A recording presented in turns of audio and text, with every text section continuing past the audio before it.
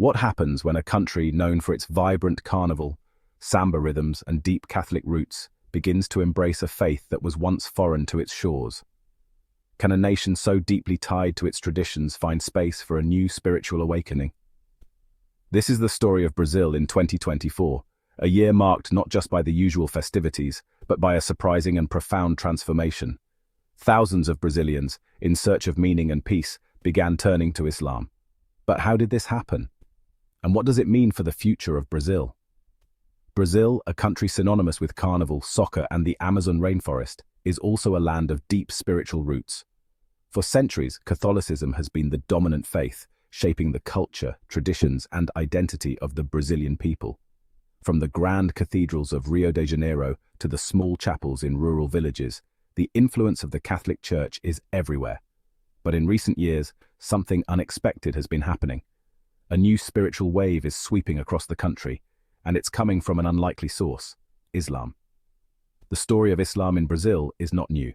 It began with the arrival of African slaves and Middle Eastern immigrants in the 19th and early 20th centuries. But for decades, Islam remained a minority faith, practiced quietly by small communities in cities like São Paulo and Rio de Janeiro. That all changed in 2024, when a spiritual revival began to take hold, drawing thousands of Brazilians to the teachings of Islam.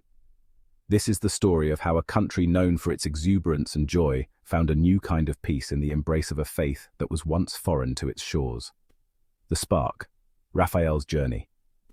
The story begins with Raphael, a young Brazilian who had returned to his homeland after years of studying in the Middle East. Raphael was not born into a Muslim family. Like many Brazilians, he was raised Catholic.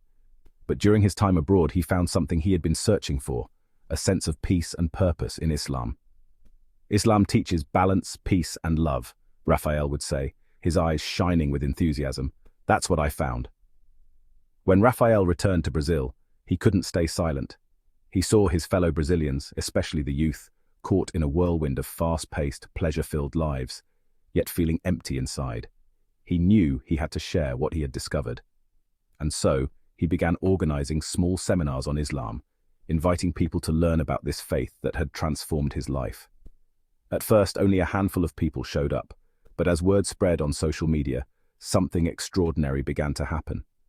Thousands of people from all walks of life, students, professionals, artists, and even retirees, started attending Raphael's seminars.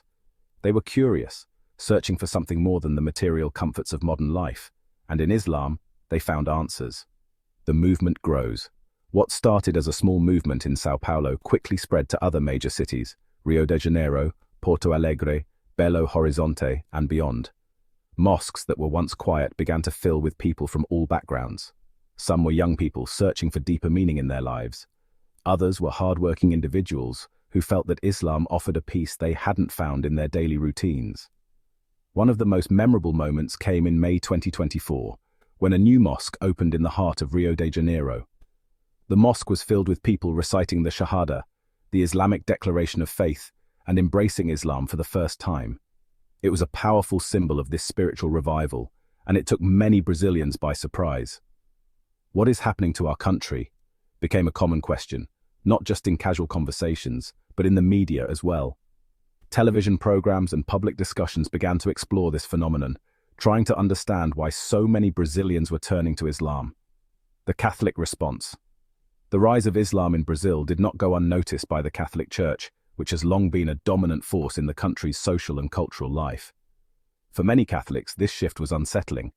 Some saw it as a threat to Brazil's traditions and identity.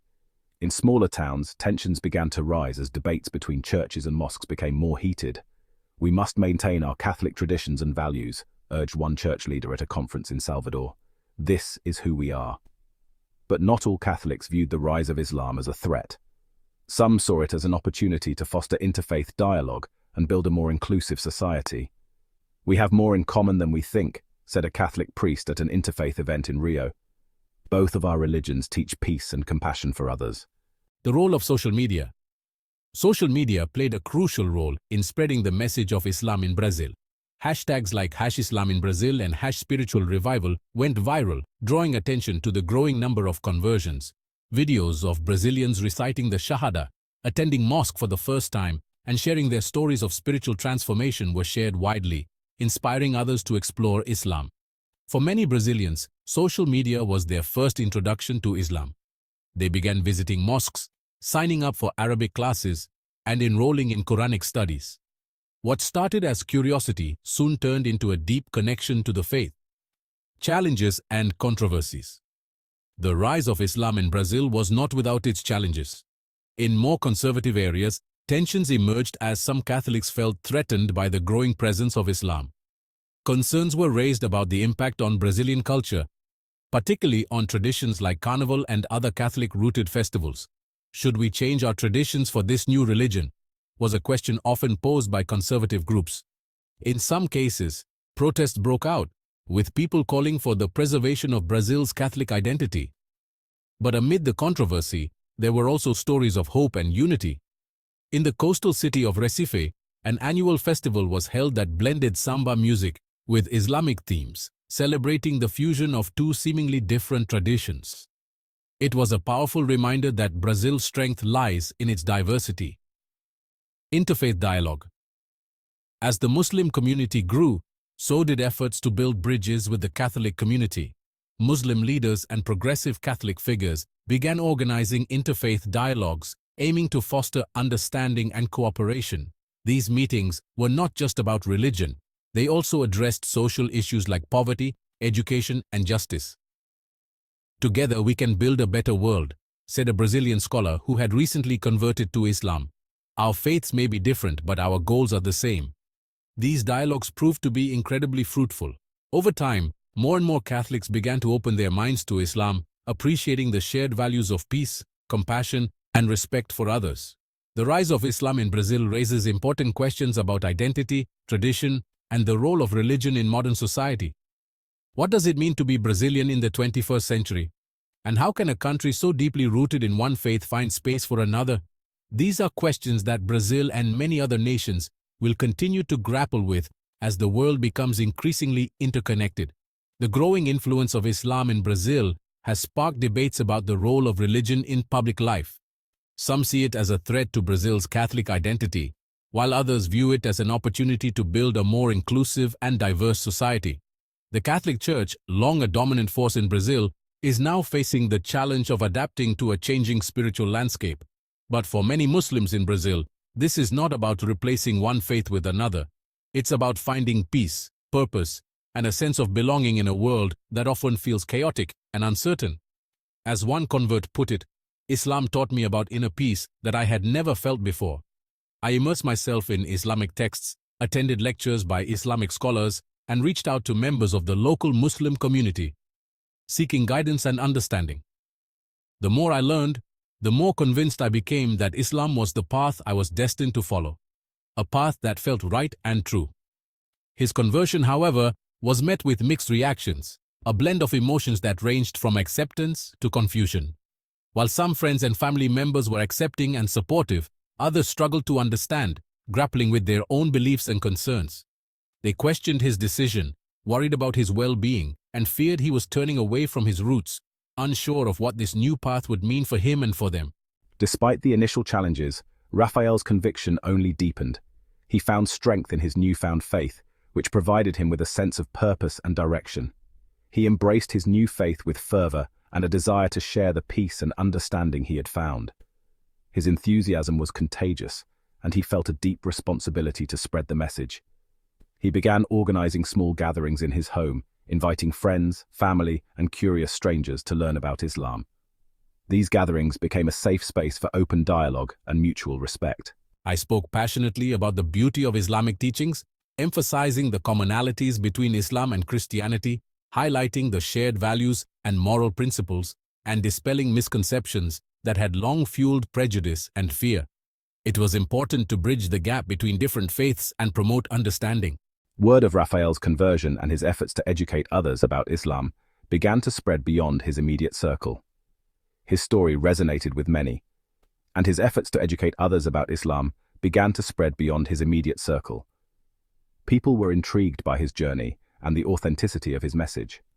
People, intrigued by his story and drawn by his sincerity, started attending his gatherings. They were eager to learn and understand more about this faith that had transformed Raphael's life. What began as intimate discussions in a small apartment slowly transformed into a burgeoning movement. The gatherings grew in size and frequency. Raphael's message resonated particularly strongly with those who, like him, felt disenfranchised or disillusioned with traditional religious institutions. They found solace in the inclusive nature of Islam. They were drawn to Islam's emphasis on social justice, its message of equality, and its call for compassion and empathy towards all, and its promise of spiritual fulfillment. The sense of community and belonging was a powerful draw for many. As more Brazilians embraced Islam, they formed a vibrant and diverse community, united by their shared faith and their desire to live according to its principles. This new community was a testament to the power of faith to bring people together. The movement was not confined to São Paulo. It began to ripple outwards, touching lives in other parts of the country. News of this spiritual awakening spread to other Brazilian cities, carried by word of mouth, social media, and the sheer force of its message.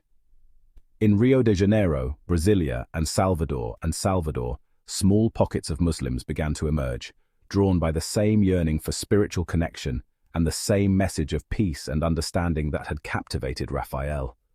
The movement was growing, one heart at a time. As the movement grew, it caught the attention of religious leaders and scholars across Brazil. The Catholic Church, long the dominant spiritual force in the country, could not ignore the rise of Islam.